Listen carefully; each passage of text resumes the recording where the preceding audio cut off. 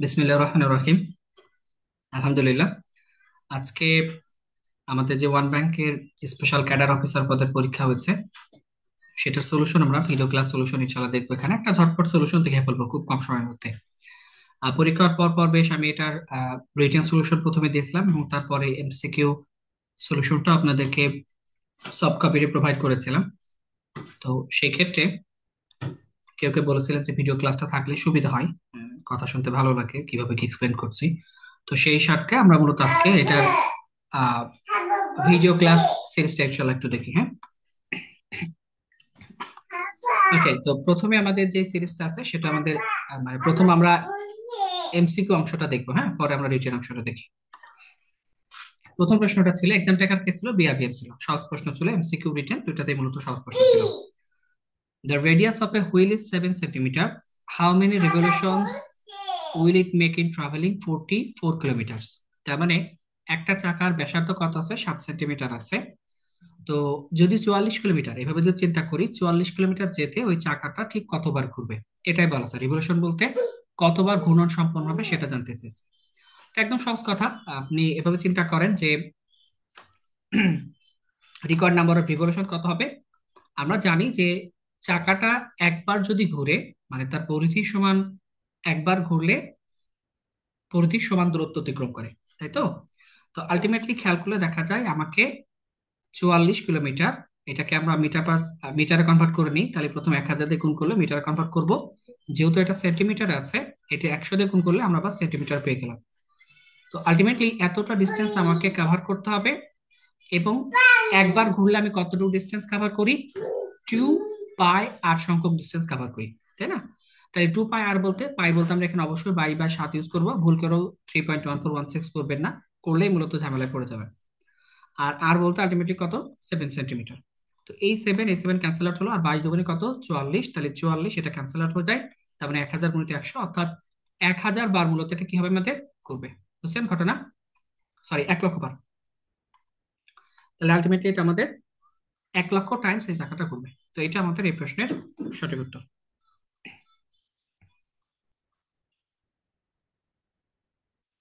ওকে, next. আশা করি কোনো সমস্যা নাই, একটু ফাস্ট যাবো, হ্যাঁ।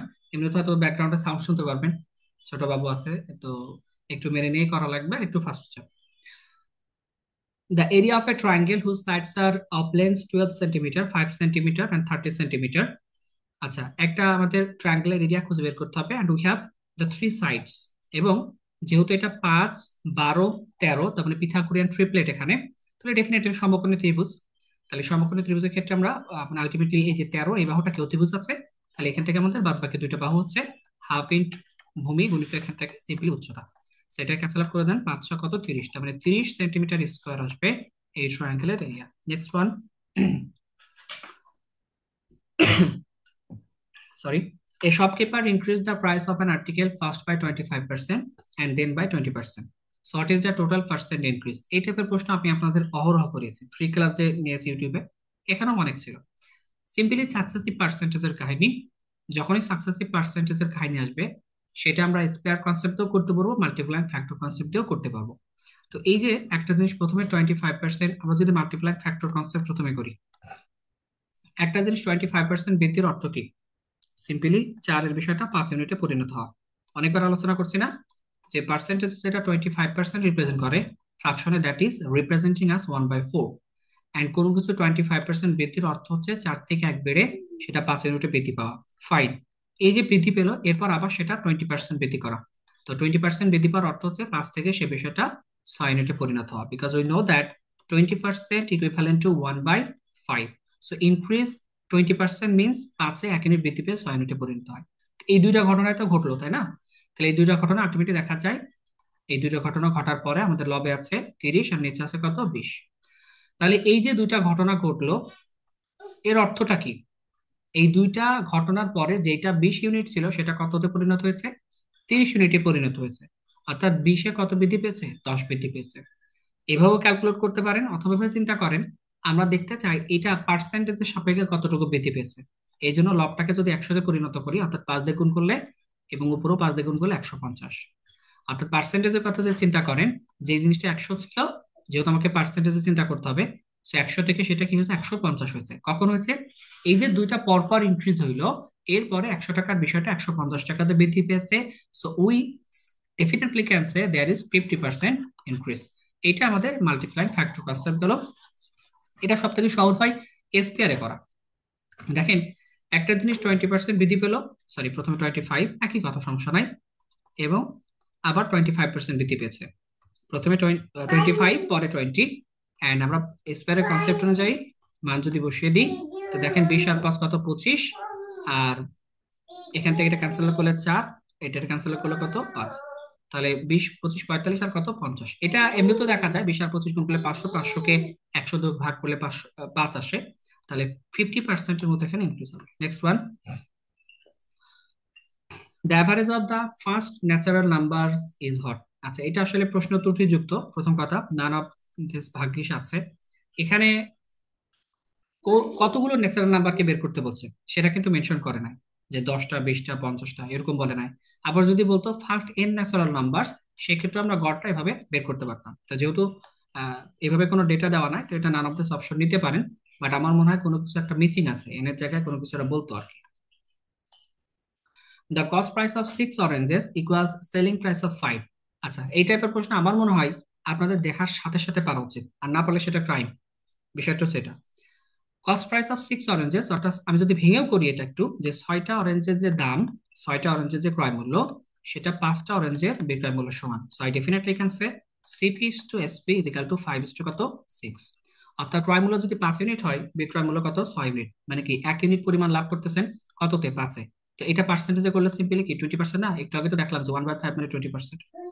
অথবা এভাবে চিন্তা করেন, লাভ হবে কি লস হবে সেটা always depending on the CP বা cost price. So I have to convert the CP into 100। লাভ কিংবা লস সেটা ক্রয় মূল্যের উপরে ডিপেন্ড করবে। তো এই যে ক্রয় মূল্য যেটা আছে সেটাকে আমরা 100-তে কনভার্ট করার চেষ্টা করলে বুঝতে পারবো এটা কি ইফেক্ট করছে। তাহলে 5-কে 100-তে পরিণত করলে 20 দিয়ে গুণ করলাম, রেশিও ঠিক রাখতে হলে এখানেও 20 দিয়ে গুণ করলে 120। তো দেখেন, এইভাবে বিক্রি করার অর্থ হচ্ছে 100 টাকার বিষয়টা 120 টাকাতে বিক্রি করা। দ্যাট মিনস আমাদের 20%-এর মতো প্রফিট রয়েছে। Next one, A and B are in the ratio of 5:4 and B and C are in the ratio of 3:2। Written math গুলো মোটামুটি একটু ভালো ছিল আর কি, প্রিলি ম্যাথ গুলো বেশ সহজ ছিল আর কি। হ্যাঁ, বিআইবিএম কোশ্চেন করছে তো অত জটিল কোশ্চেন করে না। আইবিএ কোশ্চেন গুলো এটা টাফ করতো, বলা যায় আর কি, কপি পেস্ট জিম্যাট ক্লাব থেকে। তো রিটেন কোশ্চেন মোটামুটি বেশ স্ট্যান্ডার্ড ছিল, প্রিলি গুলো সবই সহজ ছিল। তো রিটেন গুলো আমরা এরপরে দেখে ফেলবো ইনশাল্লাহ। তো কি বলা আছে, এ আর বি আমাদের 5:4 দেওয়া আছে, এটা জাস্ট অ্যাডজাস্টমেন্ট করতে হবে। এ ইস টু বি আমাদের 5:4, এন্ড বি আর সি আমাদের কত আছে, 3:2। বি ইস টু সি আছে সিম্পলি 3:2 আছে। কি করতে হবে, what is the ratio of A is to C. A এবং সি এর মধ্যে রেশিওটা খুঁজে বের করতে হবে। তো আমরা তো অনেক শিখেছি ব্যালেন্সিং করা। There is no direct relationship between A and C. We have a relationship between A and C via V. A আর সি এর মধ্যে কোনো ডিরেক্ট রিলেশনশিপ নাই। বি এর মাধ্যমে মূলত বিটা এখানে সেতু বন্ধন করছে, বি এর মাধ্যমে মূলত রিলেশনটা আছে। তো আপনি দুইভাবে করতে পারেন, এখানে যে বি এর পরিমাণটা আছে, এখানে যে বি এর পরিমাণটা আছে, দুইটাকেই ব্যালেন্স করে ফেলতে পারেন। দুইটাকেই সেম করলে তারপর করতে পারেন।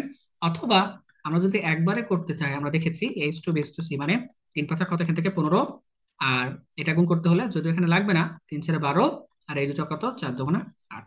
তো আমাদের এ আর সি এর মধ্যে সম্পর্ক এসেছে, তার মানে এ আর সি ডেফিনেটলি 15 কত, 8 হবে। তো অপশন এটা উত্তর ছিল না, কিছুই করার নাই, এটাই সঠিক উত্তর। If the area of a triangle with base x is equal to the area of a square with side x, then the altitude of the triangle is what? সহজ কথা, ট্রায়াঙ্গেলের যে এরিয়াটা হবে সেটা আপনার স্কোয়ারের এরিয়ার সমান। তো স্কোয়ারের একটা সাইড আছে এক্স, তার মানে এক্স গুণিত এক্স, অর্থাৎ বাহু গুণিত বাহু স্কোয়ার করলে সেটা স্কোয়ারের সাইডটা পাবেন। যে এরিয়াটা পাবেন, স্কোয়ারের যে এরিয়া সেটা ত্রিভুজের এরিয়ার সমান। ত্রিভুজের এরিয়া কত, হাফ ইন্টু বেস গুণিত হাইট। হাইট বা অ্যালটিটিউড কত আমি জানি না, আমরা ধরলাম এক্স আর কি, সরি এই ধরলাম। তো এটা ক্যান্সেল আউট করেন, এটা আমাদের কত, এক্স আসে। তাহলে এক্স ইজ ইকুয়াল টু আড়াআড়ি গুণ করলে 2x। তার মানে the altitude of the triangle is nothing but 2x. Next one, when a two-digit number is divided by the sum of its digits, the quotient is 4. If the digits are reversed, the new number is 6 less than the 2 is the original. The number is what? চমৎকার একটা প্রশ্ন। একটা 2 ডিজিটের number আছে, ওই 2 ডিজিটের যে নাম্বারটা আছে তাকে যদি তার ডিজিট দিয়ে ভাগ করেন, খেয়াল করেন এই যে 12 বা 21, এগুলো সব কি 2 ডিজিটের নাম্বার। এখন তাদের ডিজিট দিয়ে যদি ভাগ করেন, আমাদের ভাগফল আসবে 4। অর্থটা কেমন? এই যে 12 আছে, এই 12কে যদি তার ডিজিট অর্থাৎ 1+2, তাহলে 1+2 দ্বারা ভাগ করি, ভাগফল আসবে কত? 4। তাহলে দেখেন 12/3 মানে আলটিমেটলি 4। প্রথম কন্ডিশন হচ্ছে এটা। তাহলে ওই ডিজিট সংখ্যাকে তার ডিজিট দিয়ে ভাগ করলে 4 আসতে হবে। আমি অপশন টেস্টের মাধ্যমে যেতে চাই। খেয়াল করেন, 21কে যদি 3 দিয়ে ভাগ করেন 4 আসে? 21 ÷ 2+1, 4 আসবে? ডেফিনেটলি না। তার মানে এটা সঠিক না। 42কে যদি 6 দিয়ে ভাগ করেন, 4+2 6, 4 আসবে? না। তাহলে আমার হাতে অপশন থাকছে এই দুটো। কেন দেখেন, 24কে যদি 24কে যদি তার দুইটা ডিজিটে ভাগ করেন অর্থাৎ 2+4, 6কে ভাগ করলে আমাদের ভাগফল আসে 4। তাহলে প্রথম কন্ডিশন অনুসারে আমার শুধুমাত্র দুইটা অপশন এখানে কন্ডিশন স্যাটিসফাই করছে, বাদ বাকি দুইটা করছে না। এই টাইপের প্রশ্নে সাধারণত প্রথম কন্ডিশন দিয়ে দু একটা অপশনকে বাদ দেওয়া যায়। আহ, দেখা যাচ্ছে এরকম ম্যাথ থাকে প্রথম কন্ডিশন দিয়েও উত্তর হয়ে যায়। আমি প্রথম কন্ডিশন দিয়ে যেহেতু দুইটা অপশন বাদ দিতে পারলাম, হলো না, তাহলে ডেফিনেটলি সেকেন্ড কন্ডিশনে যাব। If the digits are reversed, যদি ডিজিটটাকে রিভার্স করা হয়, তাহলে দেখেন 12কে রিভার্স করলে কি আসবে? 21 হয়ে যাবে। মানে এককেরটা দশকে, দশকেরটা এককে। The new number is 6 <2 is the original. Okay, original নাম্বারকে যদি 2 গুণ করেন অর্থাৎ 12কে 2 গুণ করলে কত? 24। তাহলে নতুন যে নাম্বারটা আসছিল, অর্থাৎ কি বলছে, the new number is 6 <2 is the original. অরিজিনালকে যদি 2 গুণ করেন আর রিভার্স করার পর যে নতুনটা পেলেন, তাদের মধ্যে ডিফারেন্স কত হবে? 6 হবে। অর্থাৎ অথবা নতুন নাম্বারটা এটার থেকে 6 ছোট হবে। তো এটা কি 6 ছোট? ডেফিনেটলি না। তাহলে বোঝাই যাচ্ছে উত্তর 24। তারপরেও যদি আমরা করার চেষ্টা করি, দেখেন 24কে রিভার্স করলে 42। আমি আগেই বলছি একটু ফাস্ট বলছি, মানে যেহেতু এটা সলিউশন দিয়েছি অনেক আগেই, একটু ফাস্ট বলে দিচ্ছি। তো এটাকে রিভার্স করলে কত? 42 আসে। অ্যান্ড এটাকে যদি 2 গুণ করি, 24 দুগুণে কত? 48। বলা আছে রিভার্স করার পর যে নাম্বারটা পাইলেন সেটা অরিজিনাল নাম্বার দ্বিগুণ করার থেকে 6 ছোট হতে হবে। তো ডেফিনেটলি দেয়ার ইজ 6 < তার মানে এটা অবশ্যই এই প্রশ্নের সঠিক উত্তর। নেক্সট ওয়ান,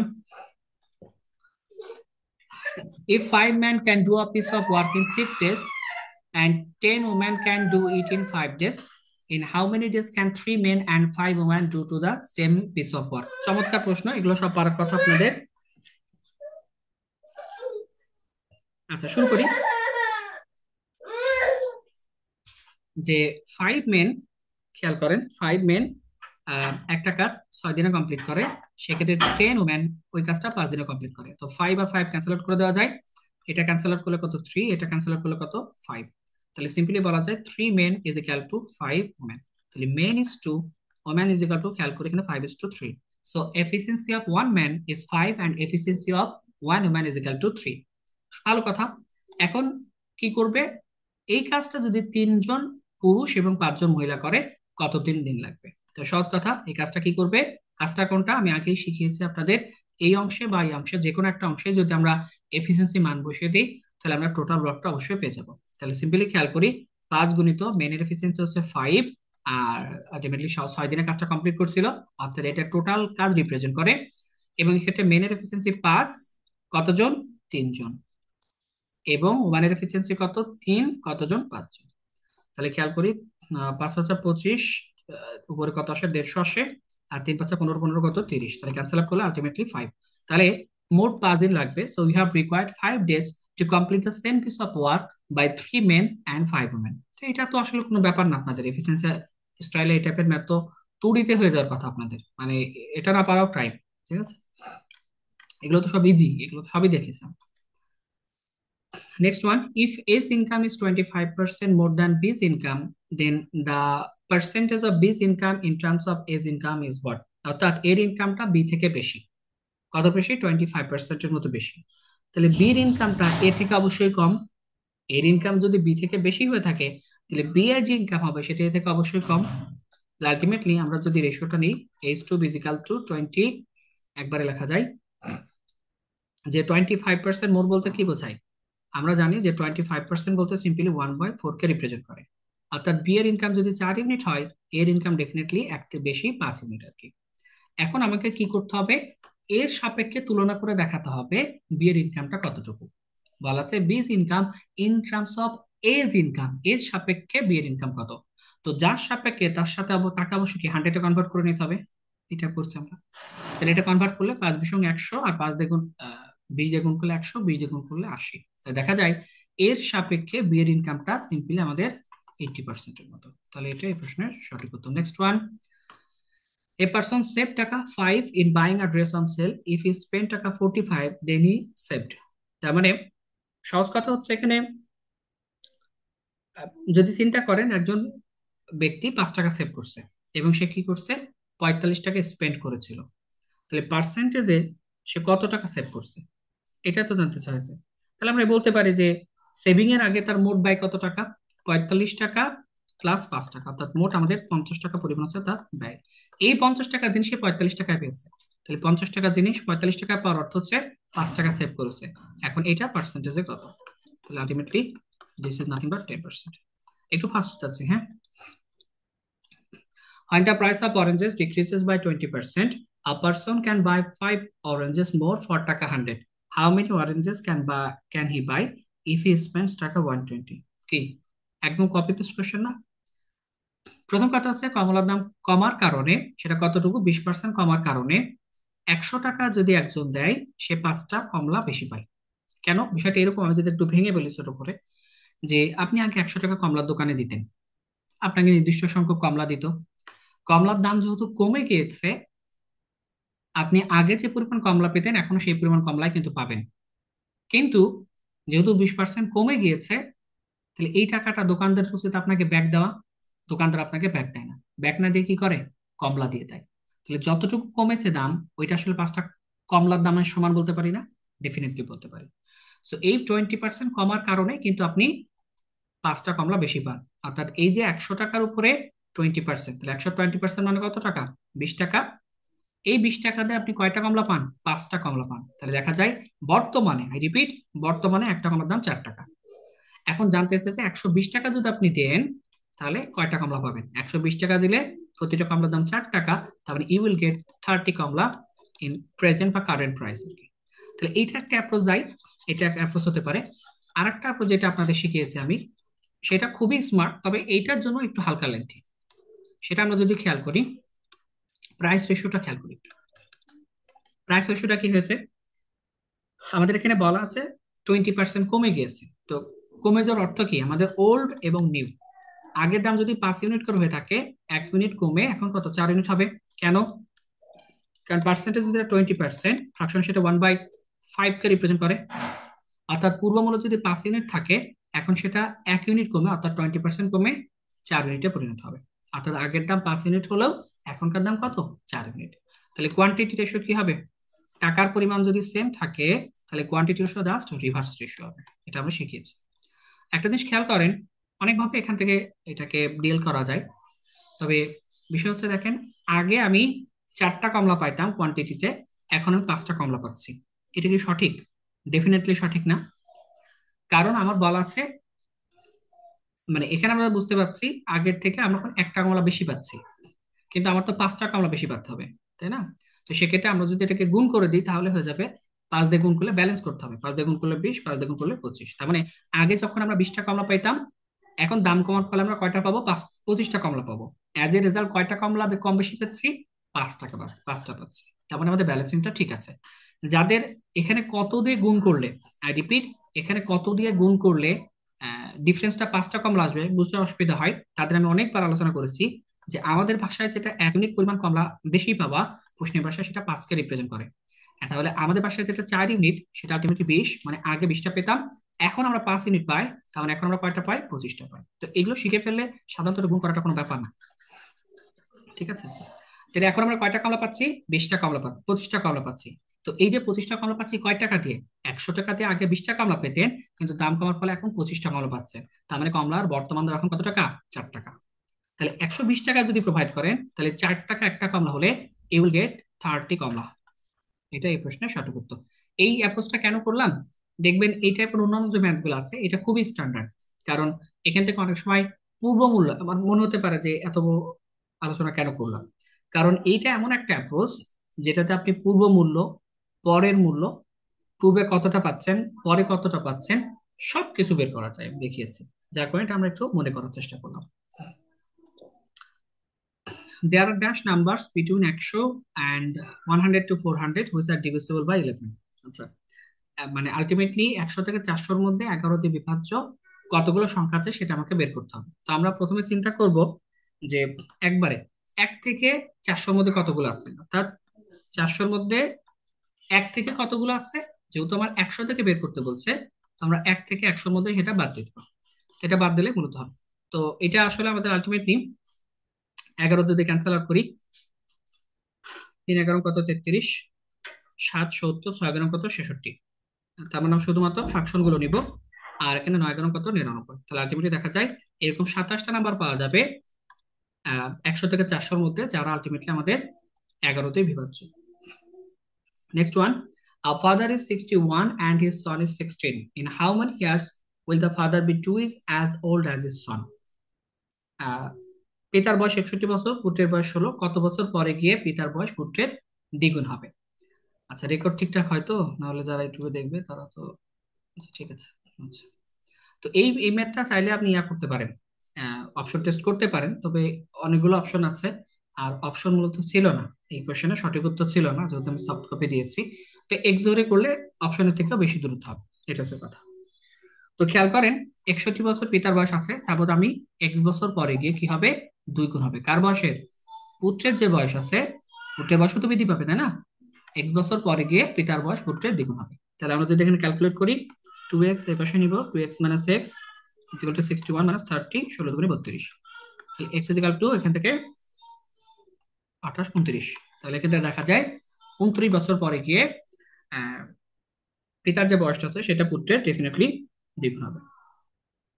বুঝছেন?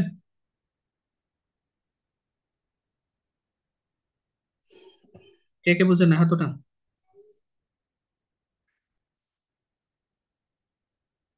কোনো প্রশ্ন আছে কিনা? এটা আসলে অপশন টেস্টের বিষয়, জাস্ট অপশন টেস্ট ছাড়া আপনার কিছুই না, নাই সরি, মানে অপশন টেস্ট একটা সুবিধা হতো। তো অপশন টেস্ট যেহেতু আমাদের এখানে ইয়া নাই, তো সেজন্য মূলত আমরা এভাবে করলাম।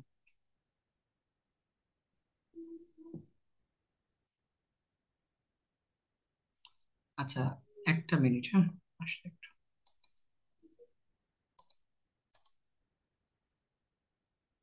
ওকে, তো চলো নেক্সট শুরু করি। আহ, প্রশ্নে বলা হচ্ছে 17 June was Sunday, what day of the week was 10th November on the same year. অর্থাৎ যে বছরের 17ই জুন আমাদের রবিবার, সেই বছরের 10ই নভেম্বর মূলত কি বার হবে, এটাই জানতে চাইছে। তো এটা আমরা যেটা চিন্তা করতে পারি যে এই 17ই জুন থেকে 10ই নভেম্বর পর্যন্ত কতগুলো দিন হচ্ছে, সেটাকে যদি আমরা 7 দিয়ে ভাগ করি এবং যতটুকু রিমাইন্ডার থাকবে সেটা যোগ করে দিলে নতুন উত্তরটা পাওয়া যায়। তো আমরা যদি খেয়াল করি, 17ই জুন আলটিমেটলি আমাদের জুন মাস যেহেতু 30 দিনে, তাহলে 17 থেকে 30 আলটিমেটলি কতদিন পাচ্ছি, 13 দিন পাচ্ছি। এরপরে জুলাই মাস আছে কত, 31। এরপরে জুন জুলাই আগস্ট আছে কত, 31। এরপরে সেপ্টেম্বর উই হ্যাভ 30। এরপর অক্টোবর আমাদের কত আছে, 31 আছে। এবং নভেম্বরের প্রথম 10 দিন। তাহলে আমরা যদি খেয়াল করি, এখন এটা আসলে এভাবে করছি, আপনার যদি এর থেকে স্মার্টেস্ট কোনো চিন্তা থাকে আপনি করতে পারেন, সমস্যা নাই। বাট আমার মাথাতে এটাই এসেছে। তো যদি খেয়াল করি, তাহলে কত আসছে, 30, একটা দুইটা তিনটা চারটা, তাই না? তাহলে চারটা 120, 121, 122, 123, 133, 143, 146। তাহলে মোট আমরা কতদিন পাচ্ছি, এখানে 146 দিন পাচ্ছি। তাহলে 146-কে আমরা যদি 7 দিয়ে এখানে ভাগ করি, 7 × 2 = 14, তার মানে এখান থেকে 20 টাইমস প্লাস আমরা এখানে কত পাবো, 6 রিমাইন্ডার পাবো, তাই না? The reminder is 6, which means 6 days after Sunday, অর্থাৎ এই 17 জুনের পরে আরো 6 দিন। তাহলে এখানে যদি খেয়াল করেন যে সানডের পরে প্রথম দিন Monday, Tuesday, Wednesday, Thursday, Friday, 5 দিন গেল, এবং স্যাটারডে হচ্ছে 6 দিন গেল। তাহলে এই প্রশ্নের উত্তর হচ্ছে আমাদের স্যাটারডে। ওকে, রিটেন গুলো ঝটপট দেখিয়ে ফেলে, আজকে আসলে খুব বেশি এক্সপ্লেন করার মতো সময়ও নাই। চমৎকার প্রশ্ন ছিল এটা। On selling a share at 7% loss and a table at 17% gain, a man gains টাকা 296. If he sells the share at 7% gain and the table at 12% gain, then he gains টাকা 400. The actual price of the table and share is what? আচ্ছা, এটা অনেকভাবে করা যায়, অনেকভাবে বলতে অন্তত আমি দুইটা অ্যাপ্রোচ দেখিয়েছি, আর দুইটাই খুব চমৎকার ভাবে সমাধান করা পসিবল আর কি। যদি আপনি এখানে রেশিওটা অ্যাডজাস্ট করেন তাহলে মূলত এখানে খুব দ্রুত করা যায়। খেয়াল করেন এখানে যে ঘটনা হয়েছে যে on selling a chair at 7% loss, একটা চেয়ার 7% লসে বিক্রি করছেন এবং টেবিল 70% গেইনে। তো এই যে নেট গেইন এখানে কত, 296 টাকা। যদি সে এটা 7% গেইন অর্থাৎ চেয়ারে 7% গেইন এবং টেবিলে 12% গেইন করতো, তাহলে এই ক্ষেত্রে তার 400 টাকার মতো গেইন আসতো। তাহলে আমাকে কিন্তু ফাইন্ড আউট করতে হবে actual price of the table and chair. তো আমরা এখানে যে কনসেপ্ট আমি আপনাদের সলিউশন দিয়েছি যে অ্যাপ্লাইং লস গেইন অ্যাডজাস্টমেন্ট, দেখেন এটা কি হয়েছে, এটা হচ্ছে -7% লস ছিল, এখানে কি ছিল 7% গেইন ছিল। অ্যাজ এ রেজাল্ট কত টাকা, 296 টাকা। এটা কি হয়েছে 7% গেইন, এটা কার জন্য, চেয়ারের জন্য। এটা 12% গেইন কার জন্য, টেবিলের জন্য। অ্যাজ এ রেজাল্ট কত টাকা, 400 টাকা। তো আমরা যদি এটাকে অ্যাডজাস্ট করি, যোগ করে দিই, দেখেন 17 আর 12 29% থাকতেছে ডেফিনেটলি। এটা যোগ করলে কত, 696। এখন এটা সুবিধাটা কি, এই যে 29% থাকতেছে, এটা কিন্তু টোটালটাই টেবিলের জন্য, কারণ চেয়ারের প্রশ্নটা এখান থেকে বাদ চলে গেছে। অর্থাৎ 29%-এর যে ভ্যালু, সেটা টোটালটাই মূলত আপনার টেবিলের জন্য দেওয়া হচ্ছে। তাহলে আমরা এখানে সিম্পলি বলতে পারি যে 29%-এর ভ্যালু যদি 696 টাকায় থাকে, 100% is the actual price of the table. তাহলে 29 যদি 696 হয়, 100%-এর ভ্যালু কত সেটা ফাইন্ড আউট করতে হবে। তো এটা আমরা আজকে ক্যালকুলেশন করেছি, আমি নতুন করে ক্যালকুলেশন করলাম না। এটা আমাদের 24,000 টাকা ছিল এই প্রশ্নের উত্তর। বুঝছেন তো কত, জাস্ট সিম্পলি কি করবেন, 696 / 29 গুণিত এখান থেকে 100 করবেন। এটা করলেই তারপর যদি কাটাকাটি দেখাই, 29 দুগুণে কত, 58 থাকবে, 11 16, তার মানে 4 29 116, তাহলে এখান থেকে 2400 টাকা আসবে। সরি, এটা একটা শূন্য বেশি দিয়েছি, তার মানে 2400 টাকা আসবে টেবিলের মূল্য। এখন এখান থেকে আমার দুইটা জিনিস ফাইন্ড আউট করতে হয়েছে, শুধু টেবিল না, চেয়ারও ফাইন্ড আউট করতে বলা হয়েছে। তো কিভাবে করা যায়, যে কোনো একটা অংশে বসিয়ে দিলেই হয়। হ্যাঁ, যে এই যে -7% এইটা ছিল কার জন্য ছিল, খেয়াল করেন, -7% যে এই প্রশ্নটা কার জন্য ছিল, চেয়ারের জন্য ছিল। প্লাস 17% অফ কি, 17% অফ এটা কার জন্য ছিল, টেবিলের জন্য ছিল। অর্থাৎ টেবিলের যা দাম ছিল তার তার থেকে 17% প্রফিট পেয়েছিলেন, আর চেয়ারের দাম যা ছিল তার থেকে 7% মতো লস হয়েছিল, এটাই তো ঘটনা। তো এই যে 17% যেই প্রফিটটা পেয়েছিলেন টেবিল থেকে পেয়েছিলেন, টেবিলের দাম কত ছিল, 2400 ছিল। অ্যাজ এ রেজাল্ট আপনি মোট 296 টাকা পেয়েছেন। তো এখন যদি আমরা ক্যালকুলেট করি, এখানে -7%, এই 17% অফ 2400 বের করব। কিভাবে করব, দেখেন আমরা আপনাদের শিখিয়েছি যে কোনো কিছু 1% মানে ডেসিমেলটা 2 ঘর বামে আসা। তাহলে 2400 1% মানে কত, 24, যেহেতু ডেসিমেল 2 ঘর বামে আসবে, 2400 1% মানে কি, ডেসিমেল 2 ঘর বামে আসে, 24 থাকবে। তো 1% 24 হয়, 17% মানে কি, 24 × 17, 17% মানে কি, 24 × 17। এটা ক্যালকুলেশন দেখাচ্ছে, বাট ম্যাথ কিন্তু খুব ইজি। হ্যাঁ,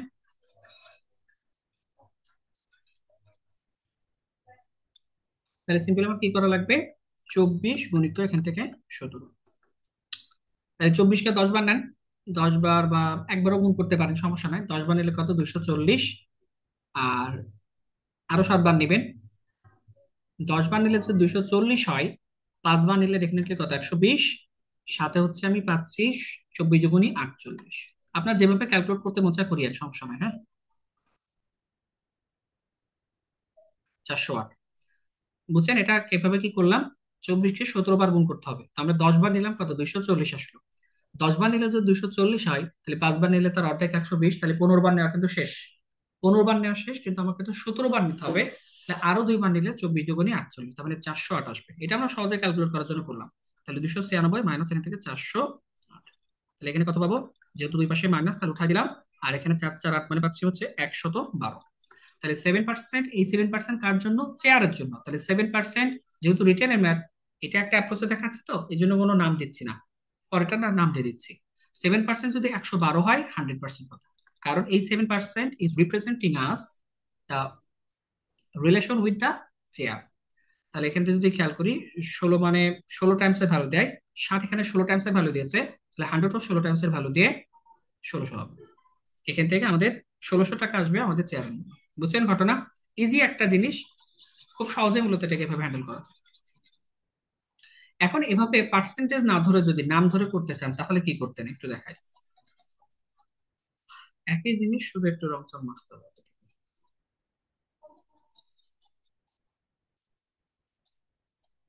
যদি নাম ধরে করতেন তাহলে বলে দিতেন let the price of share be, let the price of share be C, and price of table be T R কি। তাহলে অ্যাকর্ডিং টু দ্য কোশ্চেন শেয়ারে যা ছিল তার থেকে -7% লস হয়েছে। মানে সেভেন লসের ক্ষেত্রে আমরা এটাকে মাইনাস দিয়ে ইন্ডিকেট করছি, যেহেতু দুটো বিপরীত জিনিস লস এবং লাভ। আর টেবিলে যেটা হয়েছে 70% অফ প্রফিট পেয়েছি, অ্যাজ এ রেজাল্ট কত টাকা পেয়েছি? 296। সিমিলারলি 7% অফ শেয়ার আবার যদি 12% অফ টেবিলের মূল্য থেকে পাইতাম, সেক্ষেত্রে আমাদের কত আসতো? 400 টাকা আসতো। এখন খুব ক্লিয়ারলি বলা যায়, এটা ক্যান্সেল আউট করলে আমরা দেখলাম যে 29% অফ টেবিল ইজিক্যাল টু 696। তাহলে টেবিল ইজিক্যাল টু একটু আগে ক্যালকুলেশন করলাম, দ্যাট ইজ 2400 টাকা। এই টাকাটা কার জন্য? টেবিলের জন্য। এখন সিম্পলি যদি ইকুয়েশন এটাকে আমরা এক ধরি, এখানে যদি মান বসিয়ে দিই, বা যদি এটা ইকুয়েশন দুই ধরেন, যে কোনো একটা মান বসিয়ে দিলে হয়ে যাবে। কোথায়? এই যে -7% অফ সি থাকলো প্লাস 17% অফ টেবিল, টেবিল মূল্য কত? 2400 ইজিক্যাল টু আমাদের এখান থেকে 296। তাহলে এটা ক্যালকুলেট করে দেন, এবার শেষ। তাহলে 17% অফ 2400, একটু আগে আমরা কত পাইলাম? 408 পাইলাম, ইজিক্যাল টু 296। আর এ পাশে কি ছিল? -7% অফ সি ছিল। তাহলে সিম্পলি বলা যায় 7% অফ সি ইজিক্যাল টু 112। তাহলে 100% অফ সি, অথবা সি বললে একবার আমরা এখান থেকে 1600 পাবো, কারণ 7 112 হয়েছে, মানে 16 টাইমস এর ভ্যালু দিয়েছে। তাহলে 100 16 টাইমস এর ভ্যালু দিয়ে 1600 টাকা আসবে। Next one, a rhombus has an area of 120 square meters and the length of its one diagonal is 10 meters. Calculate the perimeter of the rhombus. সহজ কথা, যে আমরা যদি রম্বসের দুইটা ডায়াগোনাল D1 এবং D2 ধরে নিই, তো রম্বসের এরিয়াটা কত আছে? 120 আছে। তাহলে বলতে পারি রম্বসের যে এরিয়ার ফর্মুলা হাফ ইন্টু D1 গুণিত D2, অর্থাৎ দুইটা ডায়াগোনালের গুণফল আলটিমেটলি সাথে হাফ গুণ করলে রম্বসের এরিয়া পাওয়া যায়। এন্ড প্রথম এরিয়াটা কত দেওয়া আছে? হাফ গুণিত এরিয়া আছে 10, সরি ডায়াগোনাল আছে 10, এটা কত? D2। তাহলে এইটা আর এটা ক্যান্সেল আউট করে দেন, কত? 12। তাহলে D2 যেটা আড়াআড়ি গুণ করলে 24। তাহলে রম্বসের যে আর একটা দৈর্ঘ্য আসলো ডায়াগোনালের, সেটা আমাদের কত? 24। তার মানে ঘটনাটা কিরকম না? এই যে ডায়াগোনালটা আছে, এটা যদি 24 হয় তাহলে এই পোর্শন 12 আর এই পোর্শন 12। আর আরেকটা ডায়াগোনাল ওরা বলে দিয়েছিল 10, তার মানে এই পোর্শন আমাদের 5 আর এই পোর্শন আমাদের 5, যেটার কথা বলছি। ঠিক আছে? যদি তাই হয় আমাকে রম্বসের পেরিমিটার বের করতে হবে। তো পেরিমিটার বের করতে হলে আমি জানি যে রম্বসের চারটা দৈর্ঘ্যই বাহুর দৈর্ঘ্য মূলত সেম। তো যে কোনো একটা দৈর্ঘ্য যদি if I can find out one side of a rhombus, then definitely আমরা 4 দিয়ে মাল্টিপ্লাই করলে এটা কি পাবো? পেরিমিটার পাবো। তো এটা খুব ক্লিয়ারলি দেখেন, এই বাহুটা যদি 5 হয়, একটু ভালো করে দেখবো, হ্যাঁ, এটা কিছু করা লাগে না এরপর আর।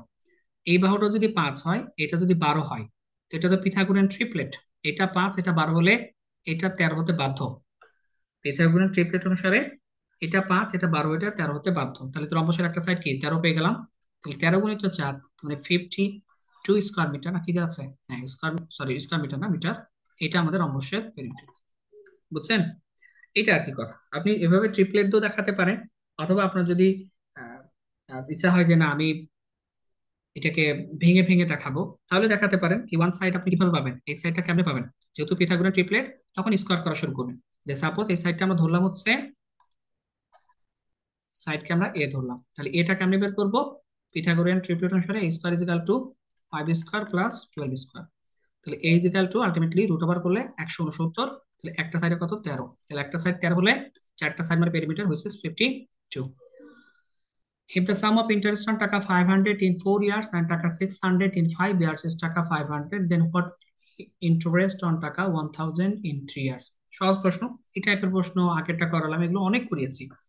যে 500 টাকা ইনভেস্ট করছেন 4 বছর ধরে, রেট অফ ইন্টারেস্ট কত আমি জানি না, দুটাতেই সেম রেট অফ ইন্টারেস্ট। 600 টাকা ইনভেস্ট করছেন কয় বছর ধরে? 5 বছর ধরে, কত rate of interest? Same interest. কত টাকা পাইছেন? 500 টাকা পাইছেন, তাই না? ফাইন। এটা একটা ক্যান্সেল আউট করে দেন 5, এটা ক্যান্সেল আউট করে দেন 6। তাহলে 4 5 20 আর এখান থেকে 20 আর প্লাস 30 আর মানে 50 আর ইজিক্যাল টু কত? 500। সো সিম্পলি আর ইজিক্যাল টু ডেফিনেটলি কত? 10% আসে।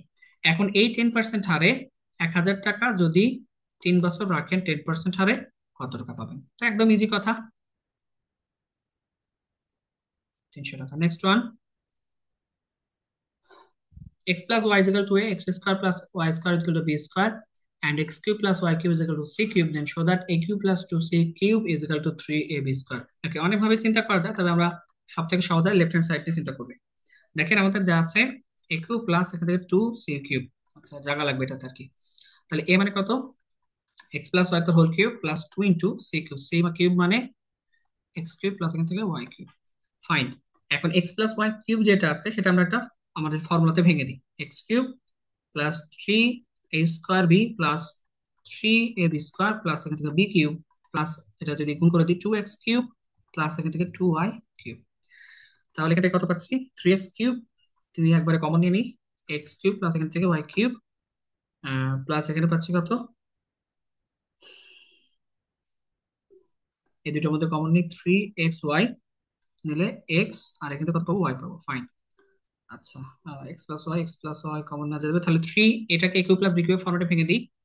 X plus y, x square minus A B plus B square plus এখানে 3xy, সাথে এক্স প্লাস ওয়াই রাখবো। একটু দ্রুত লিখছে তো, লেখার অবস্থা আরো খারাপ। তাহলে খুব ইজিলি এখান থেকে কি কি কমন যায়, 3 কমন যায়, উভয় সাইডে আছে। আবার এক্স প্লাস ওয়াই কমন যায়, তাহলে 3 into x plus y common যায়। তাহলে এখানে কি থাকে, x square minus x y plus y square, আর যেহেতু এক্স প্লাস ওয়াই সাথে 3 কমন নিয়ে নিয়েছি, শুধু থাকবে এক্স ওয়াই। এখন এই এক্স ওয়াই ক্যান্সেল আউট হয়ে যায়, ফাইনালি আমরা পাই 3x প্লাস ওয়াই, আর x square plus y square. এখন দেখেন খেয়াল খেয়াল করি, 3x প্লাস ওয়াই মানে এ ছিল, আর x plus plus y square মানে বি ছিল, বি স্কোয়ার ছিল, তাহলে 3b² which is our required right answer. তাহলে এটা আলহামদুলিল্লাহ আমাদের এখান থেকে শেষ। একটু ফাস্ট গেলাম সম্ভবত, মানে ম্যাথও ইজি ছিল, আর আমার আলোচনার মধ্যে হয়তো আজকের আলোচনাটা ফাস্ট হবে বেশি। আর এটা বিআইবিএম বেসড একটা অংশ, আমি বিআইবিএম প্লে লিস্টে এটা অন্তর্ভুক্ত করে দিব। সামনে বিআইবিএম এর অনেক ক্লাসে আসবে ফ্রি, ইনশাল্লাহ ফ্রি কিছুটা ক্লাস দিয়ে দিব, অনেকগুলো অন্তত বিবিএডি কে টার্গেট করে। আর আপনারা যা ব্যাচে আছে, ব্যাচের ম্যাথগুলো ভালো করে করেন, দেশের প্রেক্ষাপটে চাকরির পরীক্ষাগুলো সবগুলোকে মোটামুটি আল্লাহর মতো কভার করতে পারবেন। আজকে যে বিআইবিএম এর যে এক্সাম হলো, আহ, আপনাদের সবগুলোই পারা উচিত, প্রথম কথা হচ্ছে এটা। কারণ এখানে যদিও দু একটা অপশন ছিল, না পারার মতো কোনো কোশ্চেন তো নাই, সেট থেকেও হুবহু আসছে। তো যাই হোক, এখানে বিষয়টা হচ্ছে এরকম যে আহ করেন, আল্লাহ ভরসা, দেখা যাবে। ঠিক আছে, তো এখানে আর ম্যাথ আর নাই, এই শেষ করে দিলাম। এখন পঞ্চম ব্যাচ চলছে, আহ, যারা ইউটিউবে দেখবেন তাদের কথা বলছি। ডেফিনেটলি স্মার্ট অ্যান্ড মাল্টিপল অ্যাপ্রোচে একটা ম্যাথ 3 4 5টা অ্যাপ্রোচ সাধারণত ব্যাচে দেখানো হয়ে থাকে। আর আমার চেষ্টাই ছিল টোটাল কোর্স জুড়ে আপনার এক্সাম হলে থিঙ্কিং স্টাইলটা কেমন হবে। ঠিক আছে, এটাই মূলত আমাদের টার্গেট থাকে। এক্সাম হলে ম্যাথ আমরা অনেকেই পারি, আপনাকে 8 10 মিনিট সময় দিলে আপনি ম্যাথটা সলভ করতে পারবেন, কিন্তু পরীক্ষার হলে ম্যাথটা ঠিক মাথায় কিভাবে কাজ করা উচিত, এটাই মূলত সবসময় নিয়ে কাজ করেছি। তো চাইলে একটা অ্যাডমিট হতে পারেন, 120টা ক্লাস হয়েছে, আর এমনিতে 3 4টা ক্লাস হতে পারে সর্বোচ্চ। সবগুলো ক্লাস সিরিয়াল আপলোড করা আছে গ্রুপে, ইনক্লুডিং পিডিএফ। যে পিডিএফ গুলো আছে ওখানে অনেকগুলো সেকশন থাকে। প্রথমে আমি জেনারেল ডিসকাশন, সাধারণ আলোচনা করি। এরপরে আইবিএমবি একটা সেকশন থাকে, ঢাকা ইউনিভার্সিটি এমবিএ টেস্টের। এরপরে পেট্রো বাংলা একটা সেকশন থাকে, অনেকবার বলেছি। একটা বিসিএস সেকশন থাকে, একটা রিসেন্ট সেকশন থাকে, একটা রিটেন সেকশন থাকে। অর্থাৎ এখান থেকে আপ টু 50%-এর মতো রিটেন প্রিপারেশনও মূলত আপনার নেওয়া হয়ে যাবে। আর সব থেকে বড় কথা, আপনার যে কোনো ম্যাথ যদি সমস্যা হয়, তাহলে আপনি মেসেঞ্জার সাপোর্ট গ্রুপে এটা জানাতে পারবেন। এবং এখানে আমার থেকে আহ, সাধারণত যে সমস্যাগুলো হয়, মানে আপনার যে যে কোনো ম্যাথ, সেটা ব্যাচ হোক, ব্যাচের বাইরে হোক, জিআরই, জিম্যাট, স্যাট, যেই প্রশ্নই হোক না কেন, আপনি মেসেঞ্জার গ্রুপে দিলে দেখা যাবে আমার আমার আগে অনেকে এক্সপ্লেন করা শুরু করছে। কারণ অনেকে আলহামদুলিল্লাহ এই বিষয়গুলোকে স্মার্ট, মানে কি বলে, এক্সপার্ট হয়ে গেছে, তারা অনেক জানাশোনা হয়ে গেছে। আর সাধারণত এগুলো নিয়ে আমি বসি। তো মোটামুটি দেশের প্রেক্ষাপটে একটা সলিড প্রিপারেশন হয়ে যাবে, এতে কোনো সন্দেহ নাই। এতটুকু বলা যায়, কোনো সন্দেহ নাই, একটা সুন্দর একটা প্রিপারেশন অবশ্যই তৈরি হবে। তো তারপরে মূলত একটা রিটেন ব্যাচ স্টার্ট হতে যাচ্ছে এই জানুয়ারির 20 25 তারিখের দিকে। একটা রিটেন ব্যাচ ইনশাল্লাহ স্টার্ট হবে, এবং একটা পূর্ণাঙ্গ রিটেন ব্যাচ। ইচ্ছা আছে এখানে জিম্যাট ক্লাবের হিউজ 700 এবং 800 লেভেলের যে ম্যাথগুলো থাকে, সেগুলোকে সেকশন আকারে যুক্ত করা। অর্থাৎ আইবিএমবি সেকশন, তো আর এখানে রিটেনে তো আইবিএমবি আসে না, তবে রিটেন উপযোগী আইবিএমবি যে কোশ্চেন গুলো থাকে সেটা থাকবে। আর জেনারেল ডিসকাশন আমি অবশ্যই প্রথম থেকে সুন্দর করে আলোচনা করব। এরপরে আর্থিক প্রতিষ্ঠানে এখন পর্যন্ত যে কোশ্চেন গুলো আছে সেগুলো অবশ্যই থাকবে, এবং প্রত্যেকটা ম্যাথই স্মার্ট অ্যাপ্রোচে। এবং জিম্যাট ক্লাবের 700 800 লেভেলের ইম্পর্টেন্ট যে ম্যাথগুলো, সেগুলো অবশ্যই এখানে সেকশনে থাকবে। একদমই পূর্ণাঙ্গ একটা ব্যাচ হতে চলছে সবাই। তো ঠিক আছে, আর যদি কোনো প্রশ্ন থাকে জানার থাকে আমার এফবি আইডি তে নক করতে পারেন, অথবা এআইডি তে কল দিতে পারেন, সমস্যা নাই। ঠিক আছে, ক্লাসটা আমরা এখানে শেষ করলাম। আচ্ছা ঠিক আছে, তো এখানে ক্লাসটা শেষ করলাম, আলহামদুলিল্লাহ। সবাই ভালো থাকেন, এবং don't forget to subscribe math express by Abdul Salam. সালাম আলাইকুম রহমতুল্লাহ।